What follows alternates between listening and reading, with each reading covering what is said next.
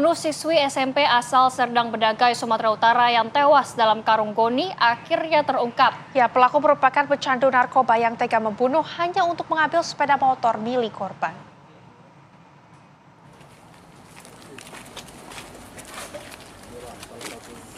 Pelaku pembunuhan sadis seorang siswi SMP berusia 13 tahun bernama AS yang ditemukan tewas dalam karung goni di Dusun 3 Desa Lubuk Basan, Kecamatan Pantai Cermin, Serdang Bedagai, Sumatera Utara, akhirnya terkuak. HFN, pria pengangguran 27 tahun ini dengan kejinya, tega membunuh AS hanya untuk mengambil sepeda motor milik korban. Pelaku diketahui merupakan pecandu narkoba dan tinggal tidak jauh dari kediaman korban. Dengan sebatang bambu, pelaku menghantam kepala korban dari belakang. Usai pingsan dan terjatuh, pelaku langsung meruda paksa korban. Selanjutnya, pelaku mencekik korban hingga tewas, kemudian memasukkannya ke dalam karung goni dan membuang korban di areal perkebunan sawit. Selain memberikan tembakan di kedua kaki pelaku, polisi menyita barang bukti sepeda motor korban dan kayu yang digunakan tersangka memukul korban hingga pingsan. Berdasarkan keterangan tersangka dan juga kita sudah lakukan tes urin positif pengguna narkoba, dan atas pengakuan tersangka sendiri memang malam sebelumnya baru selesai menggunakan narkoba jenis sabu. Atas perbuatan keji pelaku, keluarga korban berharap aparat penegak hukum mengganjar perbuatan pelaku dengan hukuman setimpal. Dari Serdang Bedagai, Sumatera Utara, Ahmad Syukri, Zulpan Balo, TV One mengabarkan. Iya, pemirsa, bagaimana kronologi kejadiannya? Kita sudah bergabung bersama dengan Bapak Supardi Harefa selaku dengan ayah korban ini. Selamat siang, Pak. Selamat siang, Bu. Ya. Pak, sebelumnya ini kami turut berduka cita dengan apa yang terjadi kepada keluarga Bapak. Tapi Pak Supardi, ini kami ingin tahu kemudian kronologi kejadiannya pertama kali seperti apa, Pak? Ya, kehilangan, Bu, pertamanya, Bu.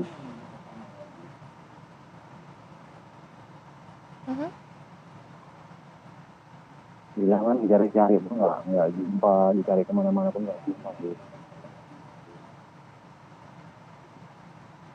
Siang malam dicari pun nggak jumpa.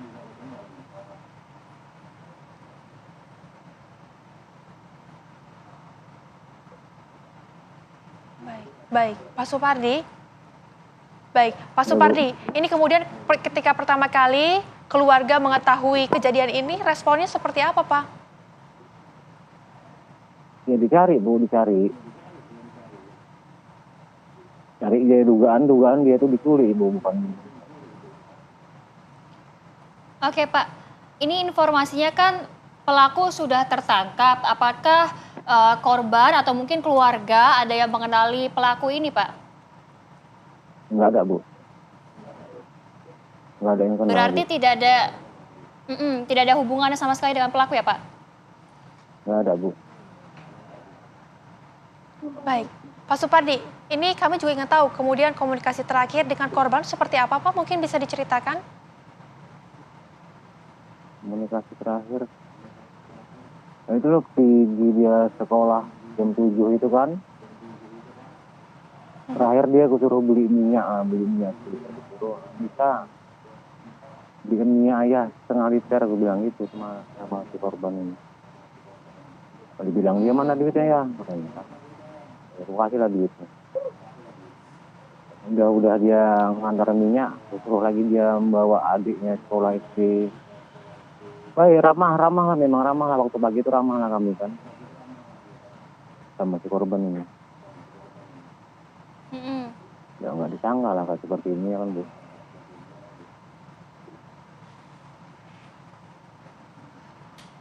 Oke. Bapak, setelah berapa lama Bapak baru menyadari bahwa anak Bapak ini hilang? Sekitar 1 malam, Bu. Kemudian ketika Bapak menyadari anak Bapak hilang, apakah Bapak langsung melaporkan ke polisi atau berusaha untuk mencari dulu bersama tetangga atau keluarga, Pak? Mencari dulu, Bu. Mencari dulu baru melapor ke polisi. Baik. Pak, ini kami mendapatkan informasi kalau kemudian pertama kali anak Bapak ini ditemukan begitu jasadnya oleh pamannya. Ini keterangan dari pamannya sendiri kepada Bapak seperti apa, Pak? Orang tua waktu itu kan sore jam-jam 5 sama-sama mencari orang itu, Bu. Sama-sama mencari satu rombongan kan begitu kan. Memang yang pertama kali mencium kan paman dia. Paman dia pun nggak berani membongkar goni itu kan. Dipikir dia pun itu mayat memang. Cuma dia nggak berani membongkar. Hmm. Bapak, apakah anak Bapak sering mengendarai motor sendirian Pak untuk pulang pergi dari dan ke sekolahnya? Sering dia sendirian. Jalur yang dilewatinya itu memang jalur biasa yang ia gunakan sehari-hari Pak berarti? Iya Bu. Baik, Pak, ini artinya ada hubungan dengan curanmor begitu ya. Apakah di lingkungan Bapak ini curanmor tersebut memang sering terjadi atau seperti apa, Pak? Nggak pernah Bu kejadian curanmor di sini Bu. Hmm. Nggak pernah kejadian. Tapi apakah saat kejadian kemudian tetangga atau keluarga ada yang melihat pelaku gitu ketika meninggalkan lokasi kejadian, Pak? Nggak ada Bu. Oke, baik Pak. Ini kalau dari pihak kepolisian apakah sudah memeriksa CCTV di sekitaran lokasi, Pak? Udah Bu. Oke. Dari tingkah lakunya sendiri, Pak, mungkin keterangan dari pihak kepolisian ketika melihat CCTV tersebut, apakah ada tingkah laku dari anak Bapak yang mencurigakan sebelum kejadian ini terjadi atau seperti apa, Pak? Nggak ada Bu. Berarti normal, berarti begitu ya Pak, beraktivitas seperti biasa? Iya Bu.